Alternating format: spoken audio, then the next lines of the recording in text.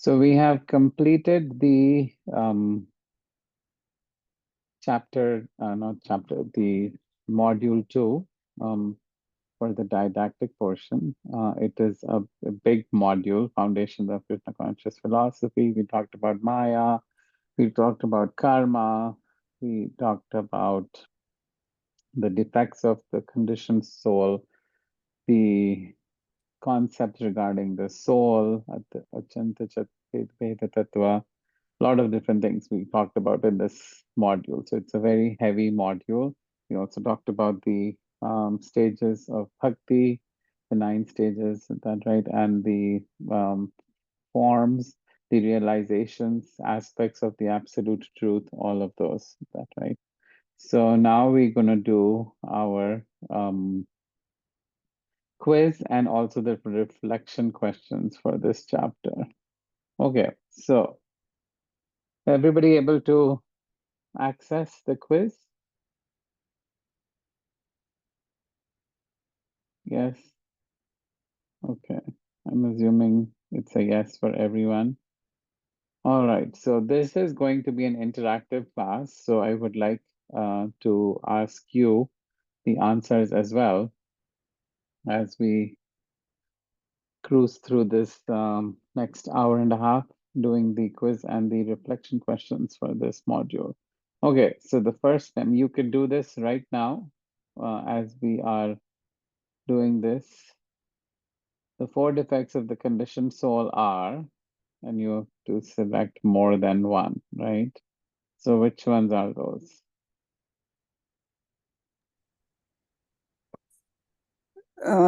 Commit mistakes, Yes.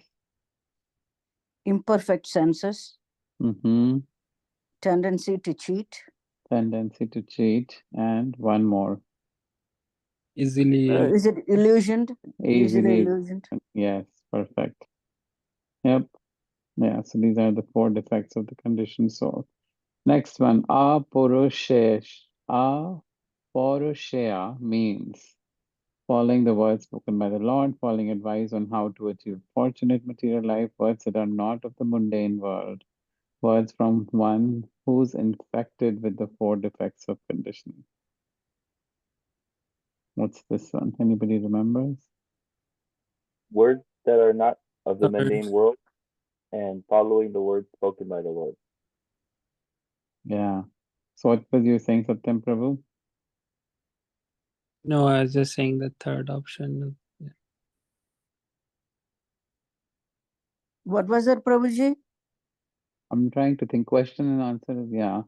This following the words that are not of the mundane world.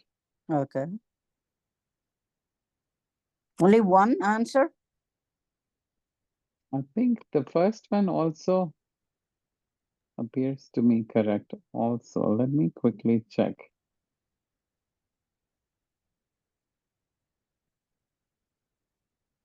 Because they didn't mention whether you need 2 or not, right? More than one.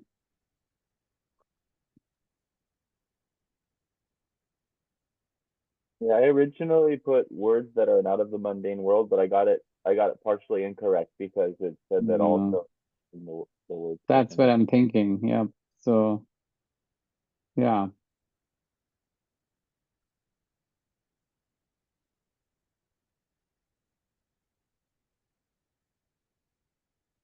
Pratyaksha. Pratyaksha is direct perception.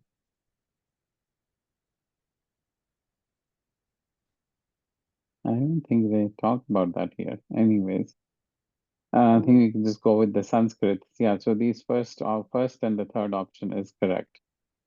Okay. The method for acquiring knowledge is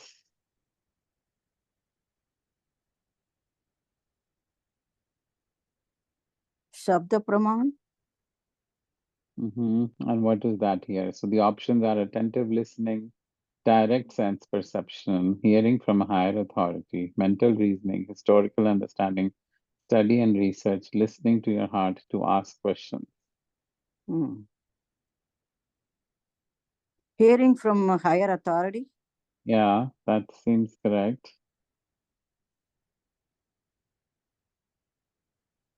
What do you think of to ask questions? No, this is only one. So then we only have to pick one here then. Hearing from a higher authority, yeah. Srila Prabhupada states in the Nectar of Instruction 5 purport, dash in Krishna is the beginning of Krishna consciousness. Faith. Faith. Faith, yep. Dash is the jumping off point from which all other stages of bhakti develop.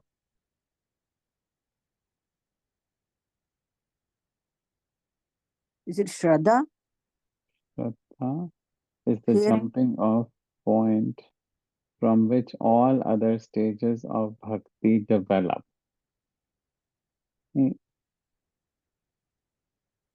Jumping off point. So what does it mean? Well, that's the beginning, right? That's what they're I think staging. that is Nishtha. Nishtha or Shraddha? I'm getting confused between these two. Both? Nishtha comes later, right? No, it's only one correct answer. Yeah, Shraddha, you have to have Shraddha, faith in something. Shraddha is the jumping off point from which all other stages of bhakti develop. So all other, I would say that the rest also should come, right? We can check it. Why do you think, Sukanya Mataji? Is this Nishtha according to you? Let's see here. Or Shraddha. at least that's what I feel. But Shraddha or yeah, I faith think it's is the Shraddha. beginning of Krishna consciousness. Yes, yeah. Yeah, because it says all other, right? All other meaning all the remaining. Yeah, so let's mark Shraddha. Okay, the soul is the life force within the body, consciousness and conscious, quantitatively the same as Krishna, the knower of the field, situated in the mind alongside Super Soul, an eternal part and parcel of Krishna. Oh, okay. What Is do you it think life of force? all of the above? All of the above? Right? Conscious. It's all of the above. Yeah. Just as the finger is part and parcel of the body and therefore must always be engaged in bodily service, we as part and parcels of the material world. False? Oh, We are part and parcel of Krishna, not the material world, right? Yeah. Sanatan Dharma is our eternal position, our conditioning by the three modes of material nature, the eternal occupation of the soul to follow religious principles, to engage in unalloyed devotional service of the Lord, to enjoy the material world in all its glories. Our eternal position? Mm-hmm. There more than one? eternal occupation of the soul. So I think you can select more than one. I know there is a slide here for Sanatan Probably the Dharma. fourth one. What were you saying, Prabhu? I think the fourth one as well. Yeah, so Sanatan Dharma. We as part of Krishna are engaging in the unalloyed service of the Lord. Yes, perfect. Yep. Yeah, so 4. These are tough questions. I mean, you can easily get them wrong if you don't pick one correct, right? Yeah. But I think they'll give partial credit. Okay. Fruitive engagement binds us to the material world. Is that true or false? Or maybe, I hope not. I like the False? third option. Oh. Is it false or true? This is True. karma, right? True, Fruit yeah. engagement is true. Yeah, so it is true. You do something, you get the result. Yeah. Action and reaction. Unmanifest karma is dash and manifest karma is dash. Okay, we talked about that. Unmanifest is Aprarabdha, is it? Yes. and manifest is prarabdha. Yep. Work done for Krishna is karma, akarma, vikarma, ritualistic, religious, action without reaction, action with reaction. Is it akarma? Akarma. I think we can also select more than one here. Second last one. Action without reaction. Also, one can realize oneself by their karma. False. True. Is it False. false or true? False. Is it false or true? False. Why do we think it's false?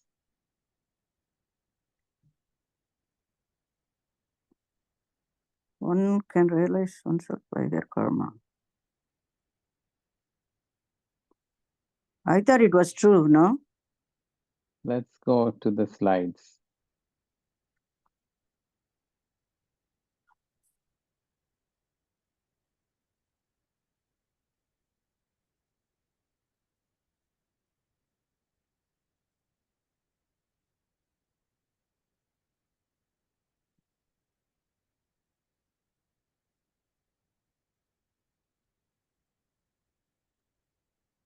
Well, karma is it binds you to the material world. You Mhm. have to either enjoy or suffer the results of your own actions.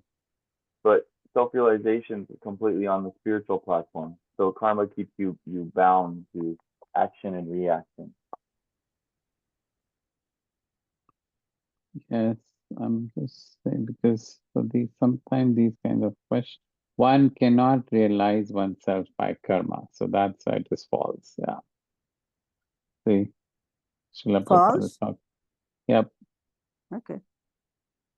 Because the karma is happening as a process, right? You do something, you get the reaction with that, right? Yes. Yeah. So it is an automatic process that you are not doing it, right? With Mhm. that we can engage in akarma, but of course, either bad karma or good karma action we do, we get a reaction with that. Yeah. So, okay, one must transcend sattva guna to attain pure bhakti. This is true, right? Qualities of sattva guna.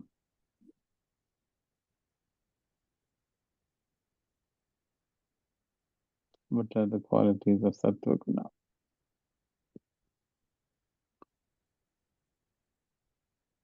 Develops knowledge, no? Illuminating. Illuminating. I think these two only.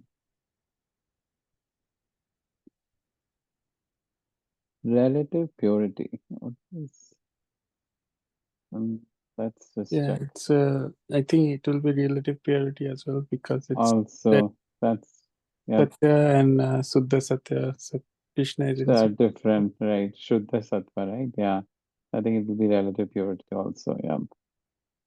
It's not Shuddha sattva yet, but it is partially or relative with that. Yeah.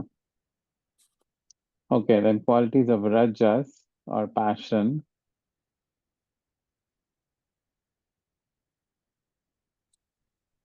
Intense endeavor, great attachment, anchoring desires, also pride.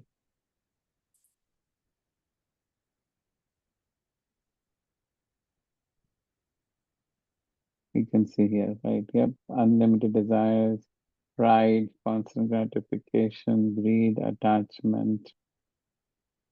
Oh, there's maintenance also in the sattva guna. So please mark maintenance also here. Okay, bound to fruitive activity.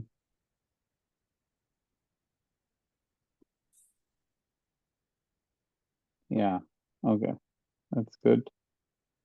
Qualities of tamas.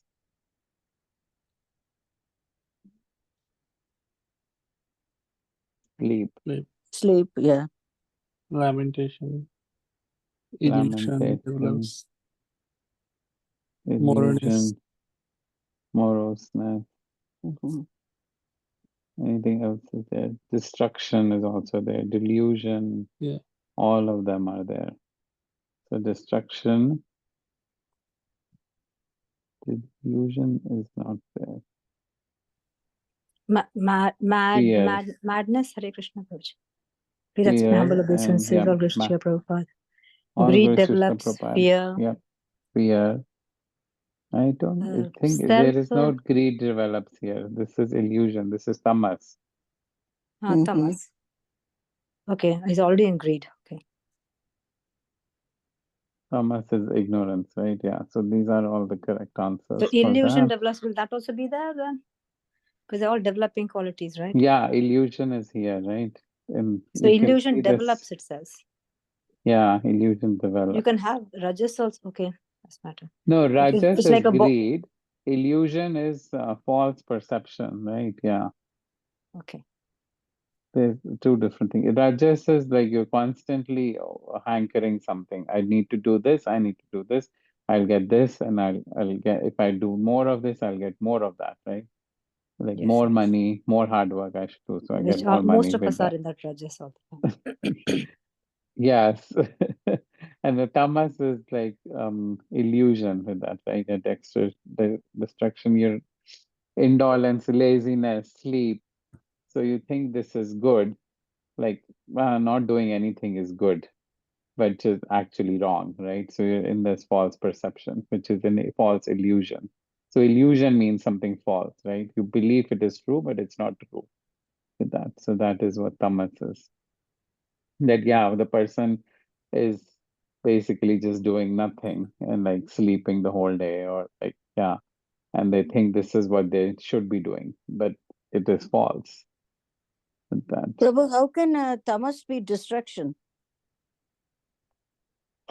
So, well, basically, if somebody is in this mode all the time or majority of the time, then they are destroying themselves, right? In other words, they like they're not growing, right? So it's basically a destruction of their own self and their consciousness with that. That's what it means, that.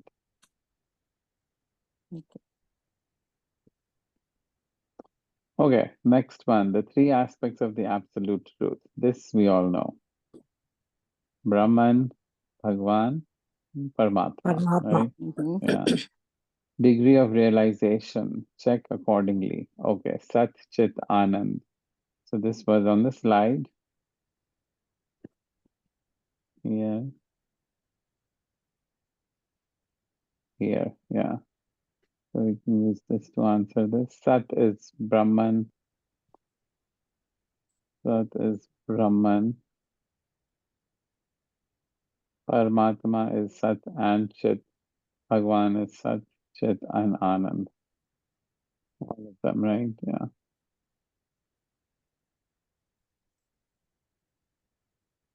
Okay. When you have the three potencies, and also we talked about that here. So Antaranga Shakti is the internal potency. Tathastha Bahira. Shakti. What? Sorry. Marginal. That's my Tathastha is the marginal. Yeah? And Bahiranga is the external Bahira. potency. External energy. Yeah. Okay, then Same again thing we is have, yeah, same again, the living entity, the spiritual world, the Tathastha. Lord's, yeah, so we can again, living entity is Tathastha. Tathastha. Okay. And then Bahiranga is external, right? Which is the okay, here it's a bit difficult. Antaranga is, here Spiritual I'm just energy. looking, Antaranga is spiritual in the world, and Bahiranga is the material one, yeah, not separated. Separated energy. What is it? Bhagiranga Shakti is? The Lord's Separated energy. separated energy. Material? Yeah, that's the material world, yes. Okay. Dash means we become illusioned and forget Krishna as the supreme in order to heighten and deepen our personal sense pleasure. Mahamaya.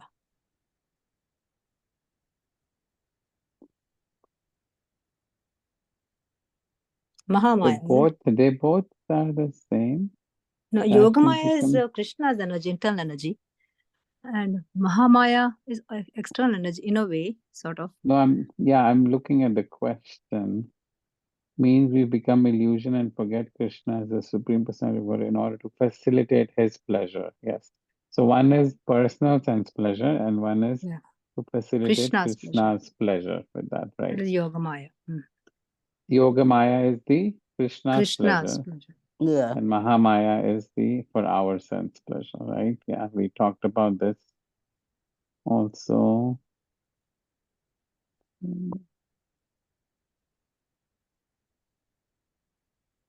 We can just make sure. I don't want you to get anything wrong. Yeah. Mahamaya is our sense for pleasure. Yogamaya is Krishna's pleasure. Yes. Which of the following verses explain how to overcome Mahamaya? Wow. Okay. Well, I'm sure we have it here. How to overcome Mahamaya. So 4.16.2. It's not there, but we can go to each of these verses and then see.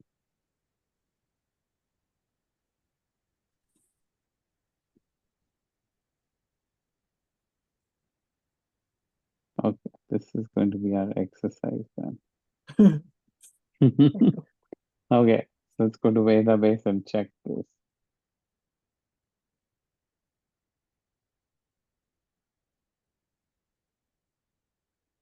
So we have Bhagavad Gita with chapter 7, 14th verse.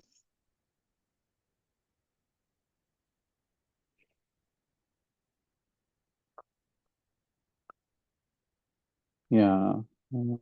So Devi Hayesha Gunamai Mama Maya Duratya Mama Eva Ye Prapatyante Mayam Etam Tarantite.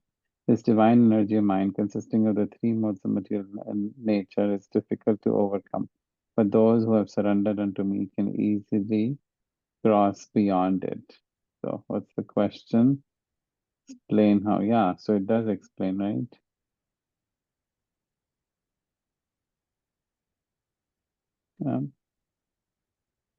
Then, chapter 2,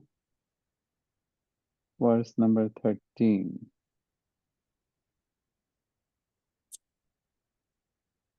This is the soul. Now, Dehinosmin. This is not Maya. Yeah.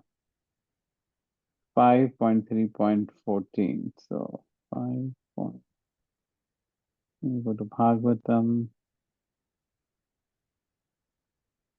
5.3.14. This is the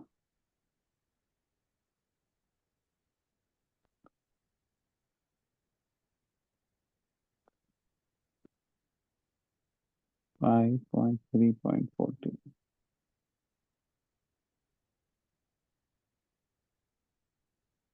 Dear Lord, unless one worships the lotus feet of good devotees, one would be conquered by the illusionary energy and its resultant. Indeed, who has not been carried away by the waves of material energy, which are like poison, your illusionary energy. Yep, this is also correct, right? Talking about Maya, illusory energy, or Mahamaya. Then 1.2.11. 1.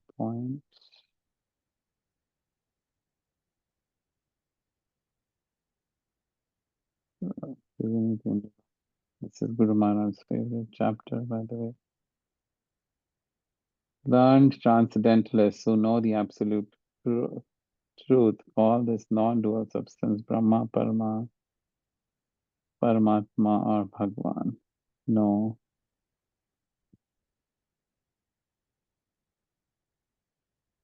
Does this talk about anything here? Talks about illusion. But it doesn't talk about.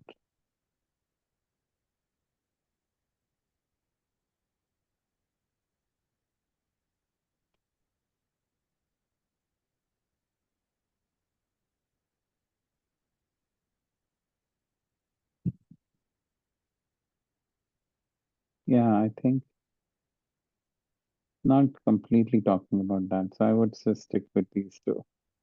Okay. 7.14 and 5.3.14. Okay, at least both of them are 14 towards this. So that's how we can remember. Srila Prabhupada states in Srimad Bhagavatam 3.26.16, the living entity's fear of death is due to his false ego of identifying with one's body, pain, mind, and Body. one's family. Body. Body.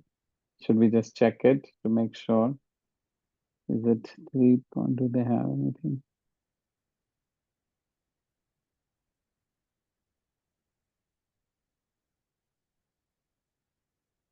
Yeah, so it is 7.14. It is given. And see 5.3. Oh, let's just cruise through that a little more. That's okay. At least we went and did our due diligence. 3.26 and 16. 3.26, 16.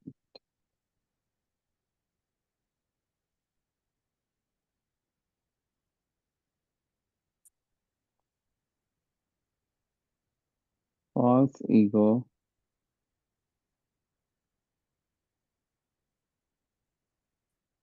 What's the question?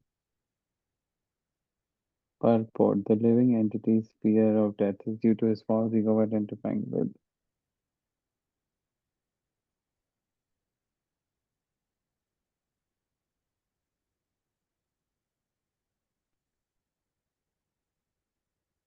So material body, right? It's the body. Yep, Mm-hmm. exactly. Yeah. I just want to make sure you don't get anything wrong. So I'm just double checking. Yeah. Okay. Life after life is perpetuated by one's desires, fears, familiar attachments, and unfinished work. Attachments. Familiar attachments, even desires, or Desires, yeah. what do others think for this one? We should have it in here. I think it should be desire. Desires, that's what I'm thinking.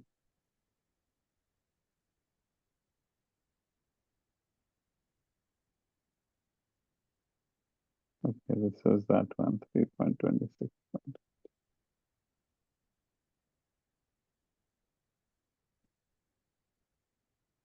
Desires, yep. Okay, last question. The only way to escape the cycle of repeated birth and death is to pray deeply for grief, invest our time, energy, material success, engage our senses in pure devotion, work hard now so we can engage in sadhana and seva later. Haha, okay. I think everybody knows this. Engage our senses in pure devotional service, right? Okay, has everybody got the answers of this one? Yeah. The quiz? Okay, so let's go ahead and submit this. Oops, I have to put my name also. I'll do that.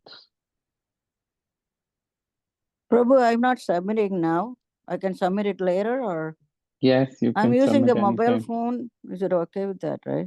Yeah. No problem. It's getting recorded anyways. I'll share the recording. Okay, let's see my score. 30 out of 32. Oh boy, what did I miss? Let's see. You can make sure it is correct. The soul. Oh, I did not click. Did I click this? Oh, Mm-mm. oh yeah, because I selected all of them. Oh, all of them. Okay. So this, yeah. So these two are not there. Quantitatively. So remove these two. Rest everything is correct that we submitted. Okay. That's okay. We will still pass, right? Mm. Okay, Okay. another one more Next. question you missed. Another one more mistake. One more mistake. No, I think it's that one. This This one. one? Oh, Sanatan Dharma, to follow religious principles. Mm. Okay, Sanatan Dharma is not to follow religious principles. Okay. Eternal position, the eternal occupation of the soul, to engage in unalloyed. Okay, you should not. Yeah. Or religious principles can be anybody, isn't anything, isn't it? So Yeah. people can have lots of So Mhm. that's not right. No. Just don't put the follow religious principles. Okay. Yeah. Eternal is, yeah. Yeah. What's the other question, Prabhuji? Which one you said? The other one was The this one. soul. The soul thing. Okay. So all of them are right or two are wrong? No, too wrong. Two quantitatively not the same. I quickly, hurriedly checked those. Yeah. Situated in the mind alongside super soul. It is situated in the, it's not Mhm. in the mind, right? Yeah. Yeah. That's, Yeah. yeah. Right. Yeah. Okay. Well, see, I'm also learning with you. That's why I like teaching this class. Mhm. Okay, next. Where are we now? We have to go to next thing. Oh, so this is done. Submit. No, I don't want to submit another response. Yes, Sukanya Mataji, go ahead. Unrelated to this, but I actually submitted long ago the answers and the self-reflection for module 1.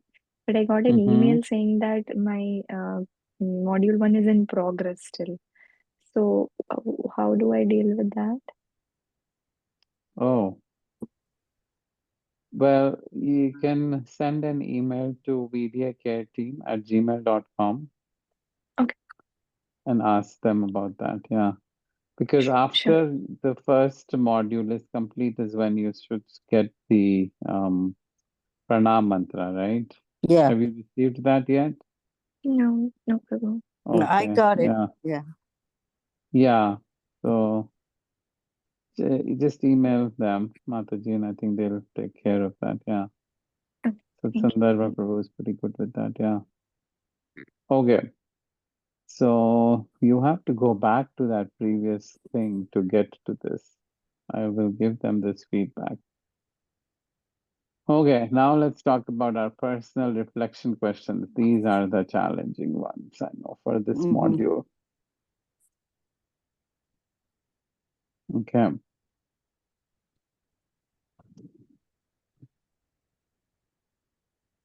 So we have lots of questions here. So let's Mm. start from the beginning. And we will need to go back to the slides for this as we revise these concepts. What's the common link? So the first question, what's the common link between the 4 defects of the conditioned soul and the 4 methods of acquiring knowledge? Why is Shabda the best method for acquiring knowledge? Okay, so let's open the, this is in 2.1, right?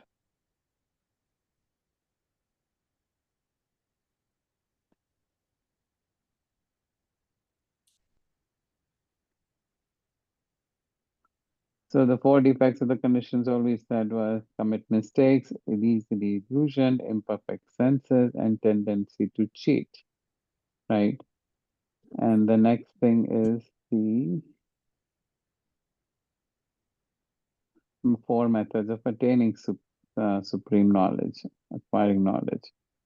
Pratyaksha, direct sense perception, Anumana, which is mental reasoning, Aitya, which is historical understanding, and Shabda is the authoritative testimony. So hearing from a spiritual master. That, right. So the question is, what is the common link between the 4 defects, the conditioned soul, and the 4 methods of acquiring knowledge? If anybody wants to take a stab at this one?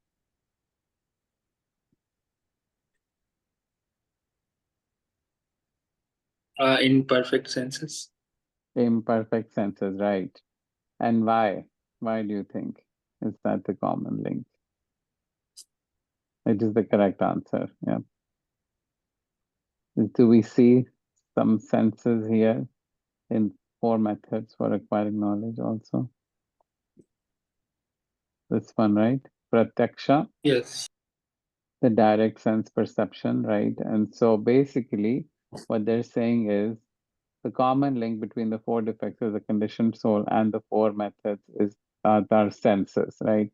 One of the defect is imperfect senses. So we cannot understand or grasp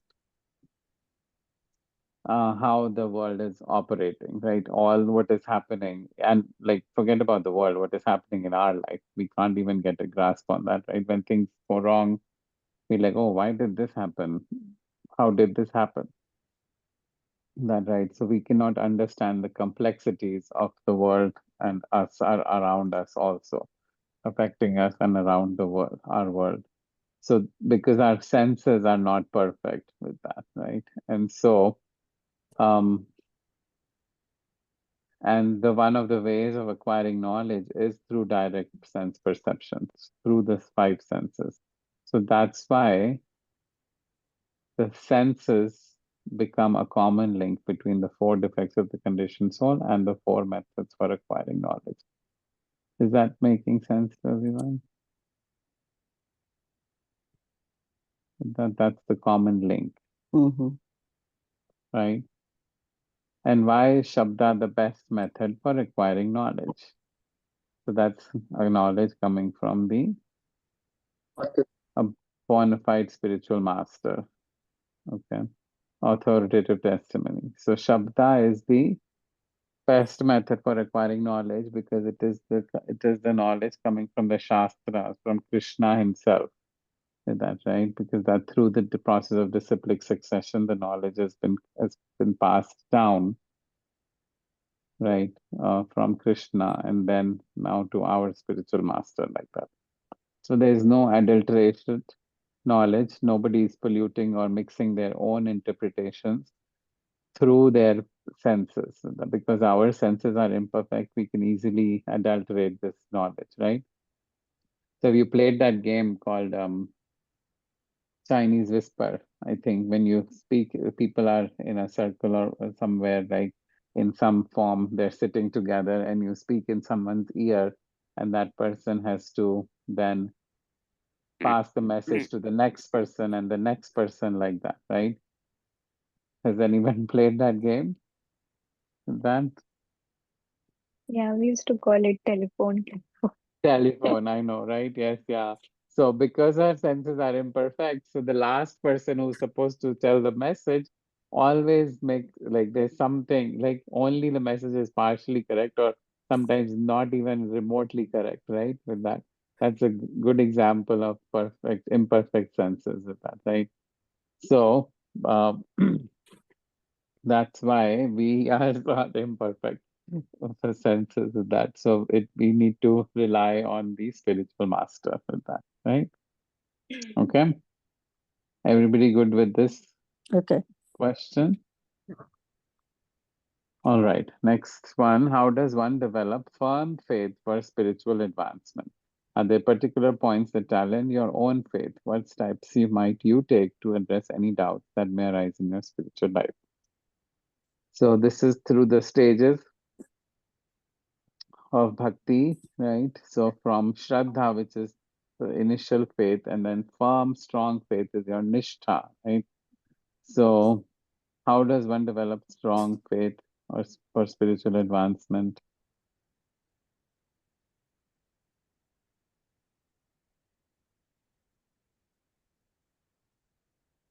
What's the question, Prabhuji? How does one?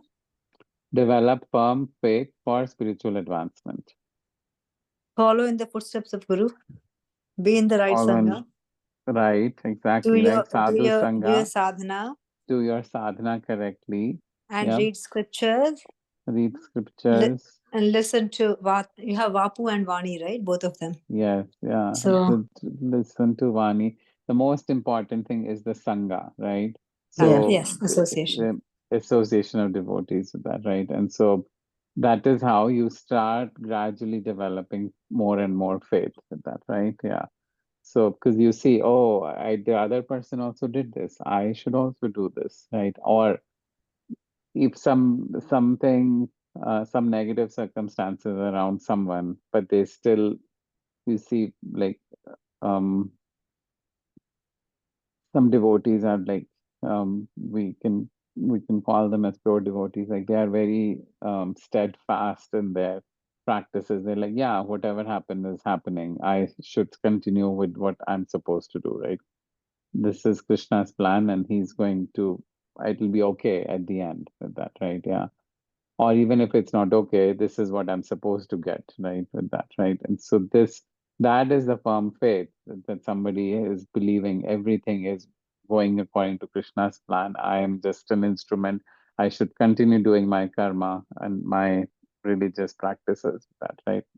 And follow my dharma with that, right? And so that's what and so when we see people, if I'm not at that stage yet, that I'm not, I'm still, my faith is still flimsy around it. Oh, I can easily say that, oh, why this is happening to me, right? Again, this has happened to me. Why me only, right? With that, this negative thing is happening, this bad thing is happening with that, right? But if I see somebody else who's in that pakka, like faith, firm faith with that, then I'd be like, wow, okay, so I can live up to them as a role model. So that association of devotee is very important from that perspective, yeah. And rest all things follow accordingly with that, right? Yeah. So the next part of this question is, are there particular points that challenge your own faith? Maybe we can have one or two volunteers who want to talk about this. Are there anything that challenge your own faith? I can Pra- try, Prabhu. Prabhu, excuse me. I think with the chanting is the big problem I face. Okay. So faith is not a problem for me, but Mm-hmm. chanting, sometimes following the the prescribed medicine. Sometimes it is Yeah. difficult. I have to keep on pursuing, keep on getting that I have to do this, I have to do this, just to have a firm determination.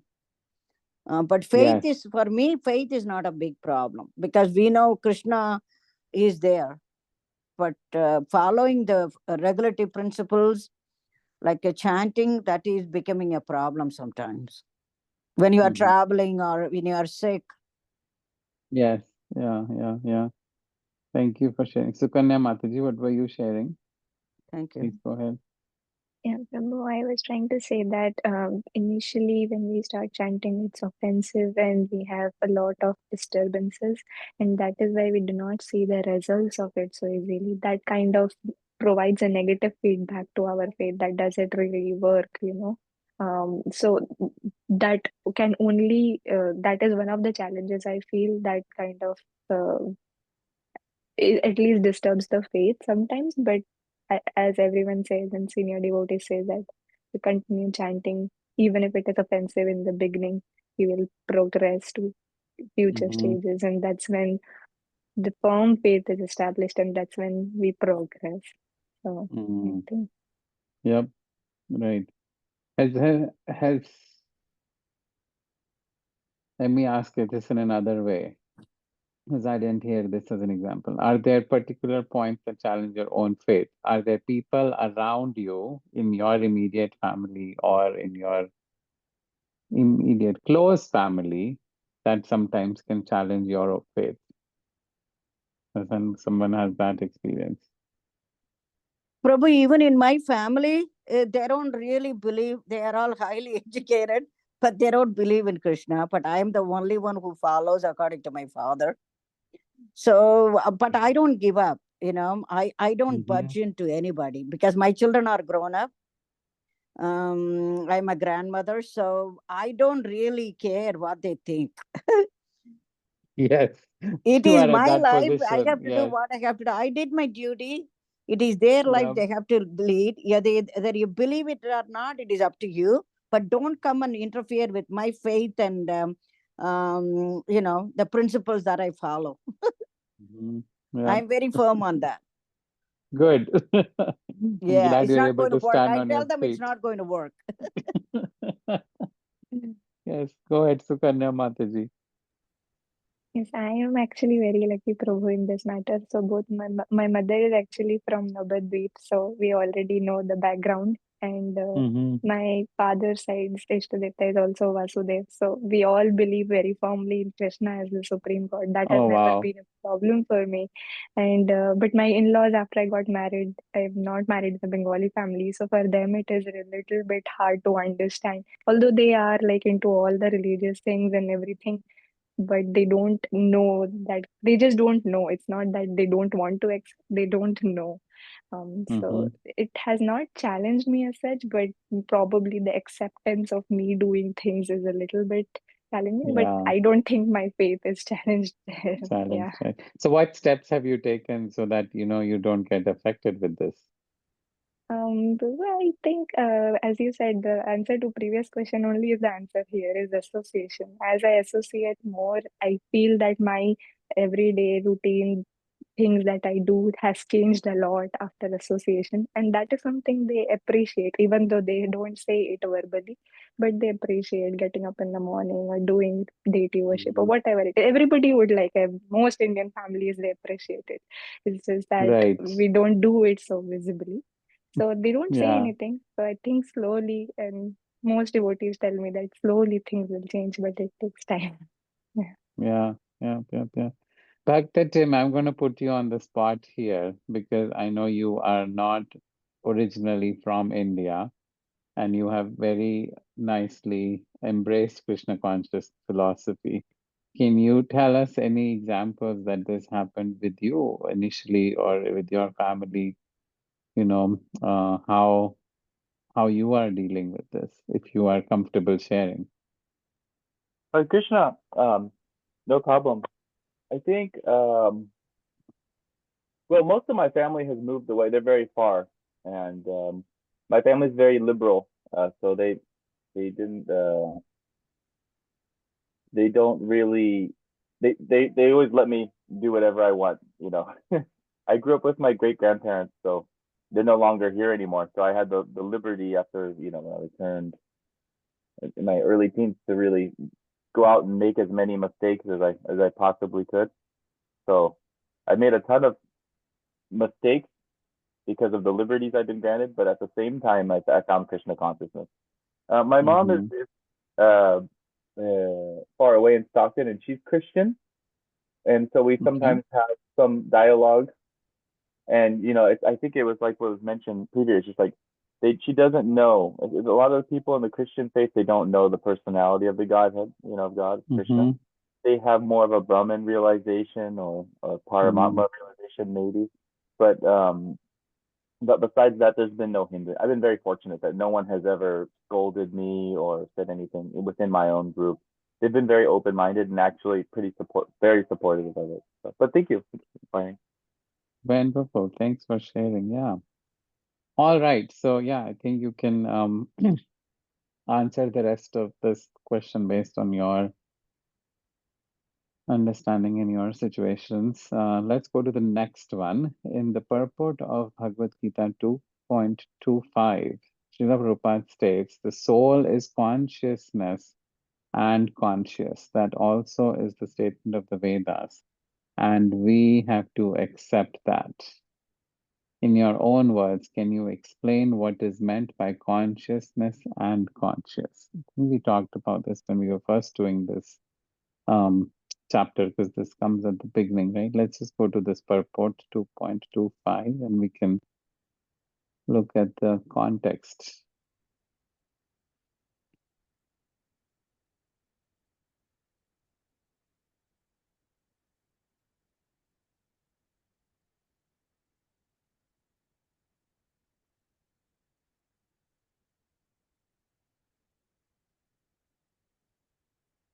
Is the correct one? 2.25, yeah.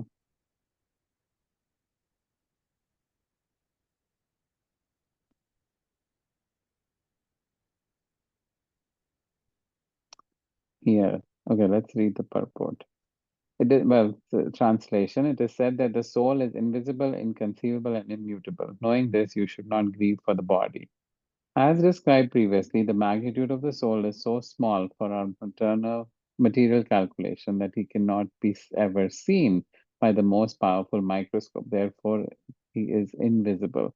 As far as the soul's existence is concerned, no one can establish its existence experimentally beyond the proof of Shruti or Vedic wisdom. We have to accept this truth because there is no source of understanding the existence of the soul, although it is a fact by perception. There are many things we have to accept solely on grounds of superior authority. No one can deny the existence of his father based upon the authority of his mother. There is no source of understanding the identity of the father except by the authority of the mother.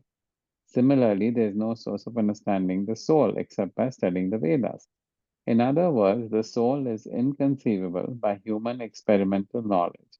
The soul is consciousness and conscious. That also is the statement of the Vedas, and we have to accept that.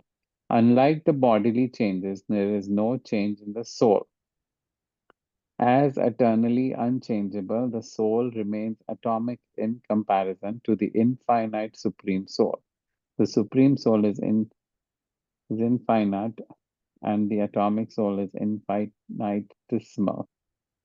Therefore, the infinitesimal soul, being unchangeable, can never become equal to the infinite soul of the Supreme Personality of Godhead. This concept is repeated in the Vedas in different ways just to confirm the stability of the conception of the soul.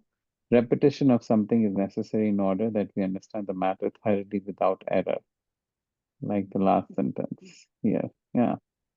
The soul is consciousness and conscious. Okay, so what do we mean by this? Consciousness and conscious. Who wants to take this one? The awareness is consciousness. Yes. What are you getting aware? Like, what is the awareness about? Awareness that Krishna is the supreme personality and he is the source of our happiness, bliss, all Okay. that. And and also How he's do you, looking at us, I'm gonna, right? yeah, I'm Conscious going to is looking. interrupt you. How would you, in the consciousness is in the context of soul here, Mataji. So explain or think in a way about consciousness as soul in the context of the soul. Hmm.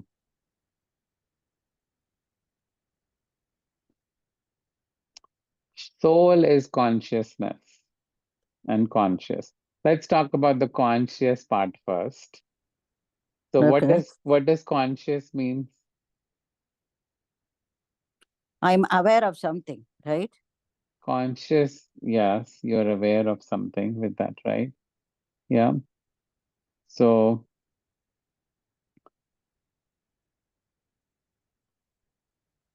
I'm going to go That to, conscious means just being alive, just being yes, that's exactly. something. As Guru Maharaj does, right? He goes to the dictionary usually. Yes. Aware of one's existence, sensations, thoughts, surrounding, etc. Fully aware of sensitive or sensitive to something, having the mental faculties fully available, known to oneself, aware of what one is doing, aware of oneself with that.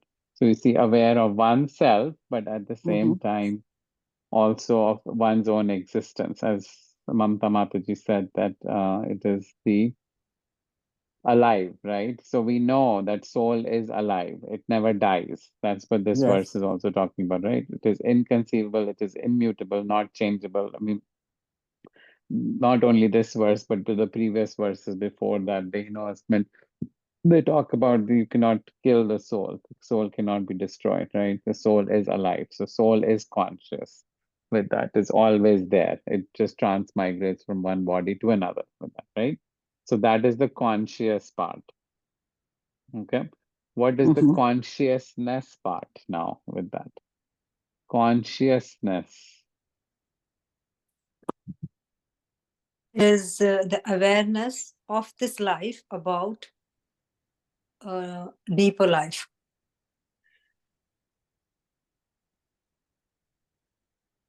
The state of being conscious. Awareness of something for what it is, internal knowledge with that. This is what, yeah, I like this part, yeah. So awareness of something for what it is, an internal knowledge. What is am I becoming aware of? Consciousness about of soul. That there is a soul in you, there is a soul in me, and there's a soul in a rat, there's a soul in a dog, there's a soul in the plant also with that, right? That is that I am being, and this that the internal um nature of this soul is that it is the servant of Krishna. And in that state, it is going to be blissful and happy, the Satchit Anand with that, right? So this is the consciousness with that. And having this consciousness, if we act in this way, then we will not try to harm anybody because we are going to have this awareness that the soul in that person or that animal or that plant is the same that I have in my body as well with that, right? Does that make sense? So being conscious of that awareness of the what they talked about here, that uh, awareness of something or what it is, the internal knowledge with that, right? Okay. So So what you are saying is we have this understanding, consciousness of everything, plant, animal, human being. We all have this soul. yes, That's all it right? is. Yeah. Okay. Yes, yeah. The soul is consciousness, and so that is one thing. But Mm-hmm. then the above and what is the consciousness or the what? First, that we need to be aware that everybody has a soul, right? Every living Okay. entity has a soul with Mm-hmm. that. And then the second thing is that the eternal nature of the soul is to be Krishna's servant, right? Mm-hmm. And if we do that, then we will be in a state of bliss and happiness, Satchitanand. And because one has this, if one develops this realization or this awareness, then they should not try to harm anybody with that, right? With that. That's the next higher level, what I'm saying with that, right? Okay.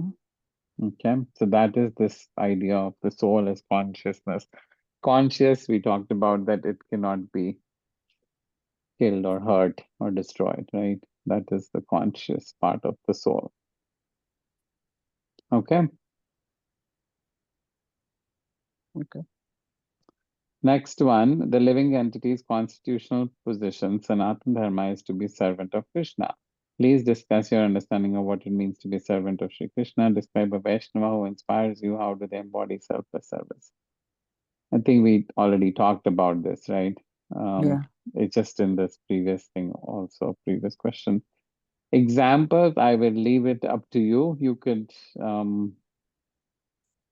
pick an example from Shastra. You can pick an example from somebody who you know in your congregation, or a guru or anybody who you think how they are inspiring you and doing selfless service and promote in the servant as being a servant of Krishna.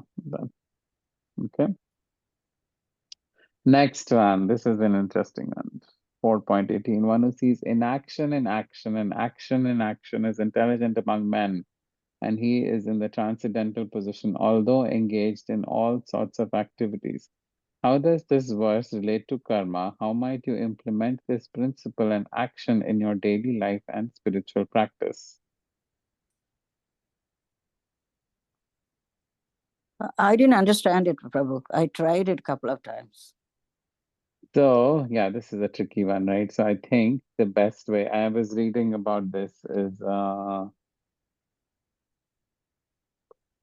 Chaitanya Charan Prabhu, His Grace Chaitanya Charan Prabhu. So what is his website called? Spiritual Scientist, right? Mm-hmm. He gave a very nice explanation to this. Okay.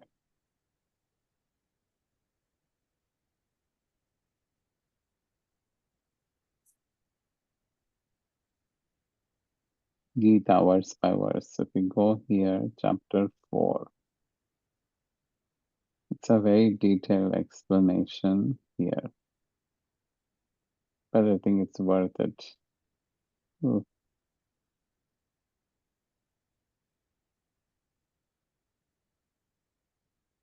Okay, shall we read this?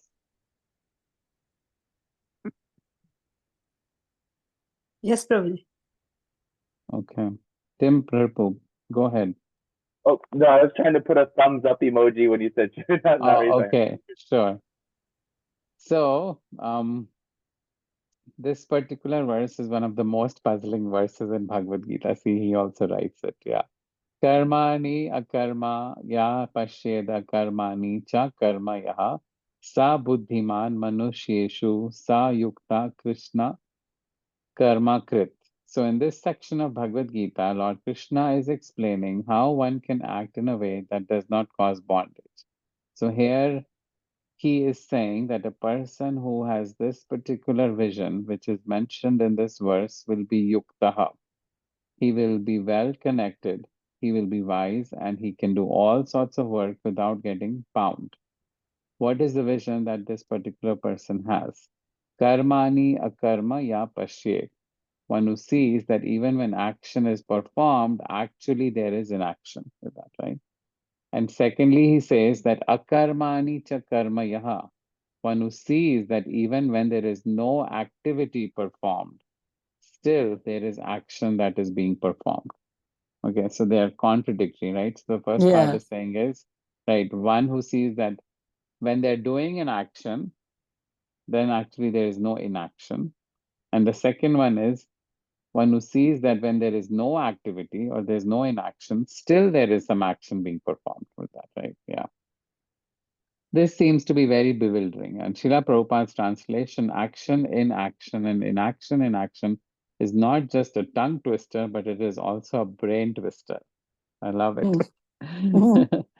Crucial for understanding this verse properly is the point that although the same words are repeated in both the lines, karma and akarma, in the first and the second line, in this 4-line verse, in the 2 lines, they do not mean the same thing. The word karma can have multiple meanings. Okay, so now look at this. Karma can mean action, such as what we do, what we have to do, our karma. So that means we have to do some action, right? Our action. That is, action is karma. Karma can also mean the reaction that we get from our actions. Okay, so the reaction that you get from karma also means karma. He is suffering because of his karma. That means he's suffering because of this karmic reaction. Karma can also refer to this whole system of action and reaction, as we say, the law of karma. Is that right? So this is also that law of karma. And fourthly, the word karma can also refer to one particular kind of action. So if you look at 4.17, the previous verse, there Lord Krishna is talking about 3 kinds of actions. Karma no hi api bodhavayam bodhavyam cha vikarmanaha akarmanas cha bodhavyam gahana karmano gati. So here in this verse, Krishna uses 3 words, karma, vikarma, and akarma. So karma refers to action that is in accordance with scriptures, like punya karma. In this verse, in this context, the word karma refers to pious or righteous actions according to the scriptures. Vikarma or Viruddha Rupena Karma refers to action that is contrary to the scriptures, that is immoral, and that leads to bad reactions. So karma is punya and leads to good reactions. And akarma refers to that particular verse, not to inaction, but to non-reactive action. So this is an important difference. It's not inaction, but non-reactive action. So the action that does not produce any reaction. Okay. And then he repeats this again, the 4 different ways karma can be defined. So this is one of the challenges of studying scriptures without the guidance of the parampara, that in the Sanskrit language, the words are multivalent. The same word can have multiple meanings. And unless we know the context, we cannot understand the text by just using a dictionary. unless we understand the broad culture in which it is spoken, the broad philosophical context in which the words are being used. Just a dictionary will more confuse us than illuminate us. So now regarding the word akarma, the word akarma can have two meanings. The literal meaning would be inaction. Karma is action, akarma is inaction. And the second meaning of the word is non-reactive action, as he mentioned earlier. A chord action that does not produce any reaction. So now let us look at the two lines of this verse with this background. Any questions so far? You have to keep reading, Prabhu. I know. It can we be keep reading. confusing. Yes, yeah. But so far, I think we're doing good, right? At least we understood where we are going, how he's defining these concepts. So, karmani akarma ya pashyet. In action, one sees inaction. So this is the meaning of the word karmani, of the word karma, karmanya akarma ya pashyet. Karmanya is in action. Two words, in action, they're separated, okay? Akarma refers to inaction. This is combined. It's one word. One who sees inaction in action. So now let us see which of the various meanings of karma can be applied here. So essentially, what Lord Krishna is telling that somebody might be doing work, but he will not get reactions for that work if he is doing it in devotional consciousness of serving to the Lord. Okay, you got that, right? You offer the bhoga, you don't eat it directly, you offer the bhoga to Krishna and then you eat it. So you don't get the karma or the negative reaction of killing the plant with that, right? So that kind of work is non-reactive. So here Krishna is referring to Arjuna. Arjuna, you may fight in this war, but if you're doing it as a service to me, then even when you act, you will not get any reaction. So this verse, if you want to freeze it more clearly, we can say, one who sees that even in spite of the performance of the work, performance of activity, there is no reaction with that. Okay, I hope this part is clear, right? With that. So in this verse, karma refers to action and akarma refers to no reaction. So one sees that despite performance of action, there is no karmic bondage, there is no reaction. One who sees such a person, such a vision, that person is enlightened. Now, what is the next verse saying? Next line saying rather, akarmani cha karmayaha. One who sees action in inaction.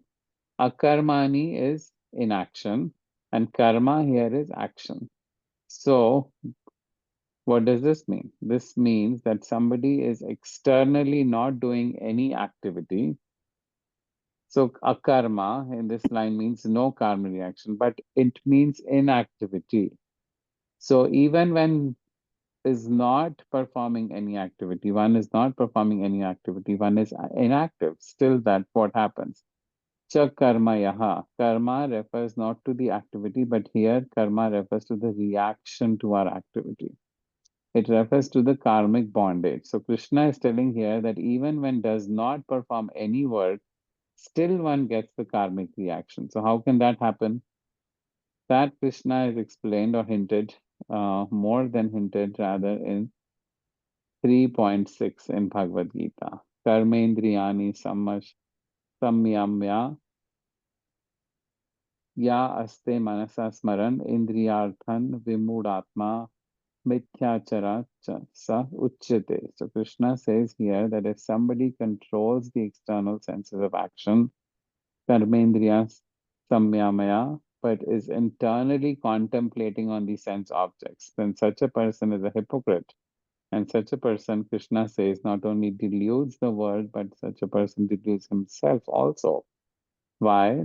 Because the world may think that he is advanced and he may imagine that I'm also making advancement, but actually he's just implicated within the cycles of desires and their consciousness. So such a person, even if he's not doing any action at a physical level, he's not doing any activity, but his mind is doing a lot of activity. And even from that mental activity, there will be reaction, there will be karmic bondage. Of course, Bhagavad Gita is spoken at the right time at the start of Kali Yuga. Okay, I won't go in these details later, but I think that's what they're trying to explain here. Okay. So the first part, action and inaction, we understood, right? Then you offer bhoga, or basically you're doing in the service of Krishna, you do not get the negative reaction. The second one is inaction in action with that. So when you're not doing anything, but still you are getting a reaction with that, right?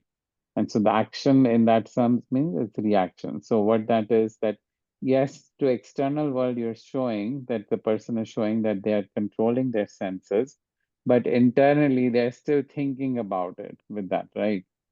So like one example could be that people may take vows that, oh, I'm not going to intoxicate, but they could still be relishing in their mind about that, right? And so soon they will get a reaction for that, because what would happen is, because if you keep contemplating on something about it, right, and you eventually do it with that, you will you will, like, that person might then do it with that, right? And so that's when it causes the reaction at that point, even though externally the person is not doing it, but internally they're thinking with that to do it.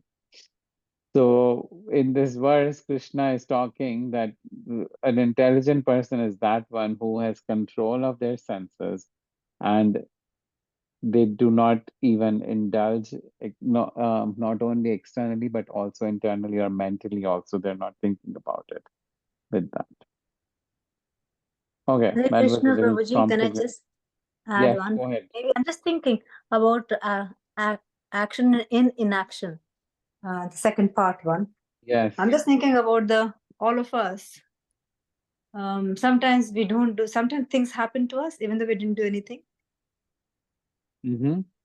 right? Action and inaction. So we don't do anything, but things happen to us, and that we think, is it because of your previous karma or whatever? So Yes. whatever. So I'm thinking like we're not doing anything, but still things happen to us. Yes. That Well, way. that could be something prior to we did, right? That Yes, aprarabdha karma that yes, has but not yet manifested, but now it has that's manifested with that, correct. right? That's correct. Yes, yeah.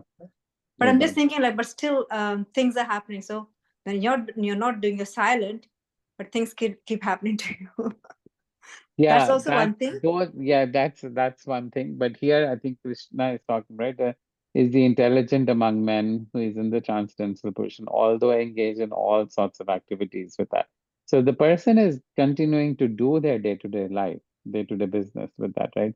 But they are following these regulative principles, and they're doing their day-to-day activities with that, right? And they're still in this balanced position with that. That's the essence of this. Yeah, it's very complicated words, right? The first part is easy. I mean, not easy to do as much, but yes, we've been at least being coached. We are being coached to do that. But the second part is very tricky with that, right? Oh, you should not be thinking about that, or even controlling the mind is the most important, difficult thing, right? In the sixth chapter in Bhagavad Gita talks about that. Krishna says that the mind is like that horse, right? That you cannot control, or reins of the horse. You do not have control over that. Yeah. Right. Any other thoughts on this, or should we continue forward?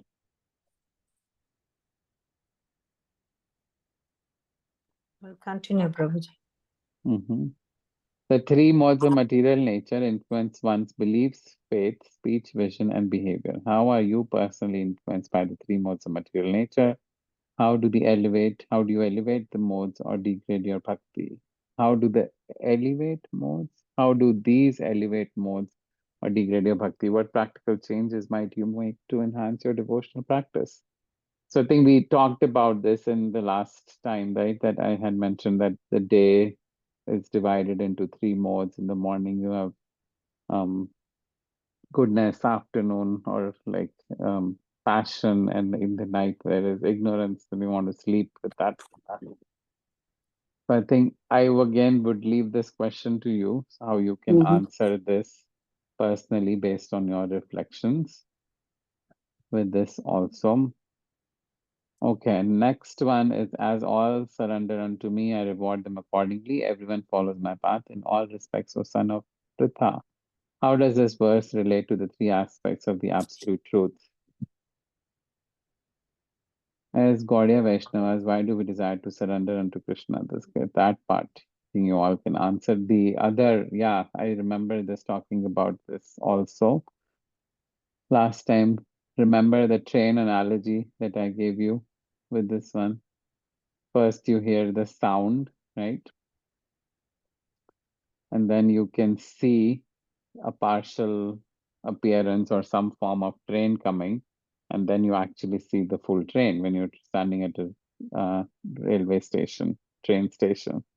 That so as all surrender unto me, I reward them accordingly. So if if someone has this full realization of Krishna as the um, Bhagwan realization in its entire form, that they'll get rewarded accordingly with that, right? Versus someone who has a partial realization as a Brahman realization, they will get rewarded accordingly with that. So that's what Krishna is talking about here with that. Okay. I reward people according to the degree to which they surrender to me. And we surrender to Krishna because he is the Supreme Personality of God and he is the controller, right? Yeah. One who knows the real feature of Sri Krishna and his three different energies cannot remain ignorant about him. Please explain this verse in your own words. How has learning about Sri Krishna dispelled your own ignorance? Okay. One who knows the real feature of Sri Krishna. So the three different energies that we talked about just now. Do you want somebody wants to summarize those? I think we can pull that up again here. Is that the Bhagwan Paramatma? No. That's the realization aspect. Those are the aspect. These are the energy. We just talked, right? Ahiranga, Tathasta, Bahiranga, Energy. Antaranga. Yeah, all those. Oh, okay. Hare Krishna, I can try this one. Yes, go ahead, Prabhu. This is what I put. Animals have no knowledge of the absolute truth. They eat, sleep, mate, and defend. In other words, they are only concerned with bodily needs. The human form of life gives us the opportunity to realize that we are not these bodies, but we are eternal servants of the Lord. We can know that the Lord has three primary energies, which are material, spiritual, and marginal. In the human form of life, we can come to the understanding that the Lord is the proprietor of everything that be. When we become conscious of this, then we can never forget Krishna because we know Krishna is directing all his energies. This knowledge has helped me dispel my own ignorance because before Krishna consciousness, I was largely engaged in animal propensities. Now I know that I am not the center of the universe, and I can derive greater satisfaction by serving the servant of the Lord rather than serving my own senses. That's all I say. Beautiful. Thank you so much. It was so nicely written. Yeah. Right. And so as Prabhu mentioned, like this slide talks about this, right? Yeah, the three different energies and the material world is the external potency. And you can even quote the verse, the 15th chapter of Bhagavad Gita has the first verse there, right? Or the second verse, where it talks about this first verse, right? That the Supreme Personality of God had said that it is that the imperishable banyan tree that has its roots upward and its branches down, and whose leaves are the Vedic hymns. One who knows this tree is the knower of the Vedas. So this talks about the material world, right? The material world is compared here to a banyan tree. And so when you look at this here, this is the material world, is the external potency, right? So this is the flipped version of what we see in the spiritual world. It is the flipped version downwards, that is the material world here, right? That, and so it is an energy of Krishna, but it is now in the material world with that, right? And so one who understands that Krishna is the controller of this energy, but he doesn't control this energy directly. He controls this energy indirectly through the laws of nature, through demigods, through devis and devtas, and by the elements, or these no, the elements of earth, water, fire, air, ether, mind, right? And so these are the ones that are controlling this energy in itself. So as we see here, right, everyone's talking about global warming, right? How is that happening? Some place like we are killing more trees and building more buildings and destroying more nature, and that is eventually causing more and more destruction and flipping the balance or the climate change, right, and all around the world with that. So there's this homeostasis, the balance that automatically is happening. How that is happening? Because these things are getting balanced now accordingly with that, right? So that is the material world with that. And so Krishna is not directly controlling it, but he has created these elements in such a way that one, like it's like a seesaw, right? If one goes up, the other goes down. One goes down, the other goes up. Like that, it balances automatically. What we call it in more technical terms is homeostasis, right? There's a balance around that. So that's one way to also look into this. And this is mentioned here in this 15.1 verse in Bhagavad Gita. Okay, let's keep going.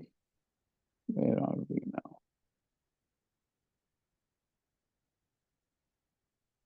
Srila Prabhupada often emphasizes that the material world is a place of suffering. Why is this an important aspect of our Krishna consciousness philosophy? Reference Vaishnava from Shastra who remain fully surrendered to the Lord in spite of external difficulties. What can you learn from their surrender? Okay, why does Srila Prabhupada talks about why is material world is a place of suffering? Thing. There's multiple, or like not multiple, there's a lot of things that people can unfold in this.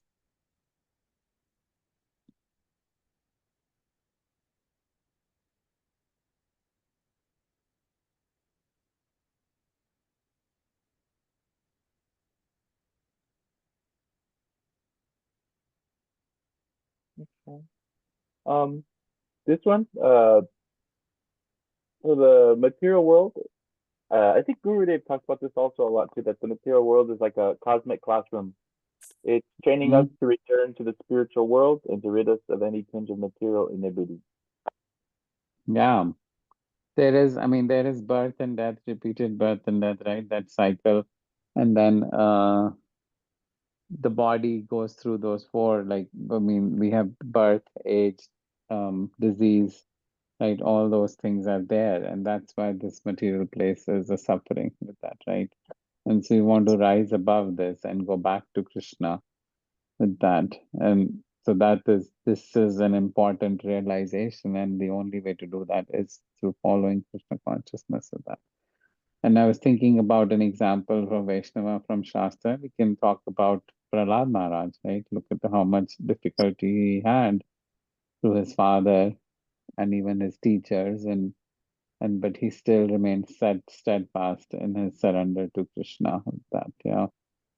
Oh, You Prabhu, think of, yes. yeah, it's so funny. Last week I wasn't in this class because Radhika Raman was in town, and he was Yes. something he said that's relevant to this question. He was saying that, yeah, you all want to be devotees, but that doesn't mean it's not going to be an easy life. Actually, you're gonna there's going to be just as much suffering, but your conscious awareness of the suffering will change though. But it doesn't Yeah. mean easy. Yeah, like Queen Kunti, we're doing her prayers right now in our chat, for Guru Day. So yeah, Yep. there's Yep. a lot of Yeah. suffering. Very nice. Thank you. Last question, explain why some desires may become dangerous for spiritual advancement. How do you recognize and regulate your own desires? If you become overwhelmed with desires unfavorable to devotional service, what steps might you manage to break this predicament? How does one transcend selfish desires on the path of bhakti? The loaded question. Mamta Mataji or Vatsala Mataji, do you want to share anything here? Your realizations? Please repeat Um, the question. Sorry, please. we'll come back to both of you. One of you can go ahead. Vatsala Mataji, go ahead. Um, well, Prabhu, is this the spiritual desires I have or common ordinary desires? I think any desire that is become dangerous for spiritual advancement with Oh. that. Well, going to places in India, like different dham, seeing Mother Ganges and different, like Guruvayur or some other places, holy dham. Well, if you have the money, you can travel there, but still there are some dangers involved in that. So is it a bad desire to have to visit the No, dham? I think no, that's not a bad desire. I think in this context, it is more referring to the material desires with that. Like some desires may become dangerous for spiritual advancement with that, right? Yeah, with Oh. it. So, yeah, go ahead, Mamta Mataji. Let's hear from you. Can you just repeat the question again, Prabhuji? Yes, Sorry. go ahead. Please Should tell I me what's repeat the... it? Oh, Yes, please. explain why some desires may become dangerous for spiritual advancement. How do you recognize and regulate your own desires? Okay, I mean, materialistically, I can divide that into two ways, material and spiritual. Sure. So materialistically, sometimes, like example, like we want to earn more money. Example, I'm just giving it that. Because you want to have a better life and then you want to do more spiritual advancement. That's what you think, later you will do. Right. But then what happens, all your hours where you're supposed to do your sadhana and advance spiritually is all going into the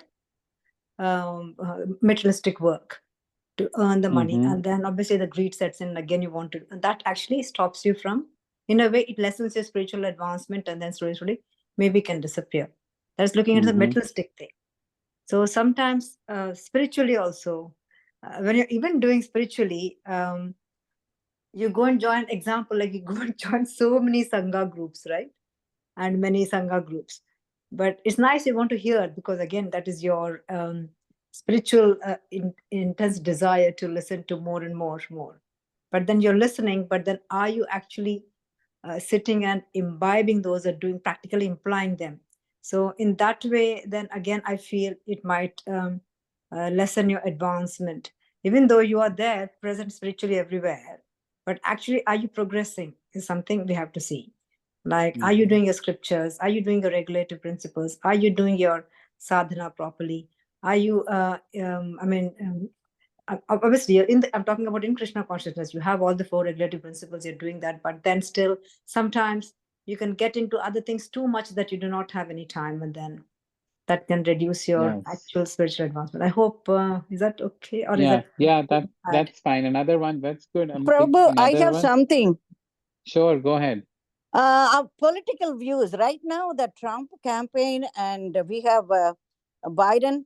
They are like a lot of rift going on. I'm afraid. I live in Philadelphia. I don't even want to put a Trump message or anything, but that can really harm you too. When you get too much involved in politics or something, telling something more about some religious things, it can harm your your personal relationship, or in your whatever system you are following. That can also harm you if you wrongly get involved in the political system, and talk more about it openly, because there is a rift between a lot of people.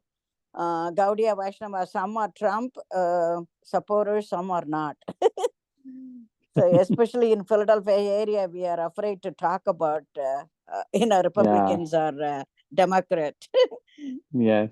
So, No, that's there. Another one I was thinking about was when spiritually desire, right? We know Guru Maharaj always talks about your service will save you, right? This is one of his powerful line he talks about. But sometimes what happens if we get too attached to our service with that? That can be detrimental also and dangerous for our spiritual advancement, right?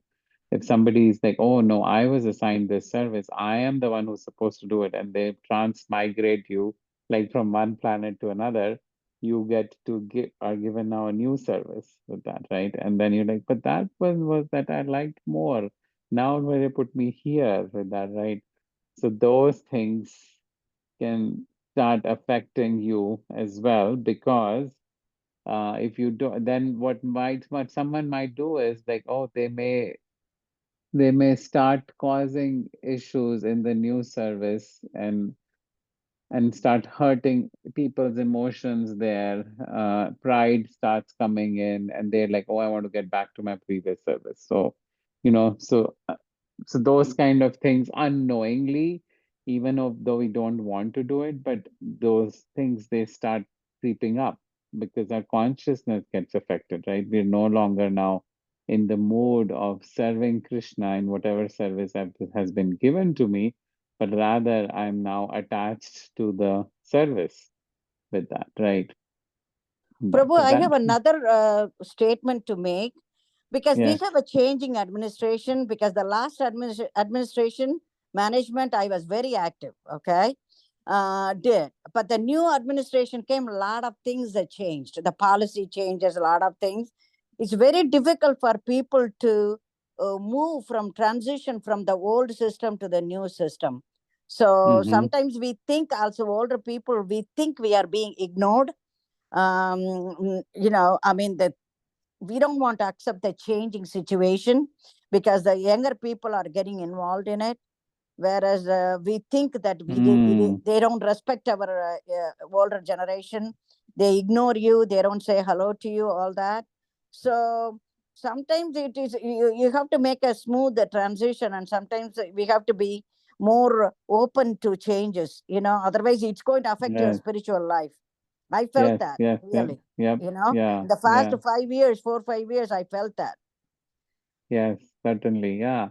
So Yeah, again, it's a mixture of getting attached to service yeah. plus the administration not doing transitioning gradually, or not talking to everybody, bringing everybody on the same page as they transition, right? Those things can affect all of this with that. Yeah, yeah. Thank you, All Prabhu. right. Yeah. I think we are done finally with our module 2 after 4 weeks. Way. This is a big module. Yeah, What but about the next module, Prabhu? Is it shorter? yes, I think it's Vaishnava etiquette there. Yeah. Now next module, let me pause the recording.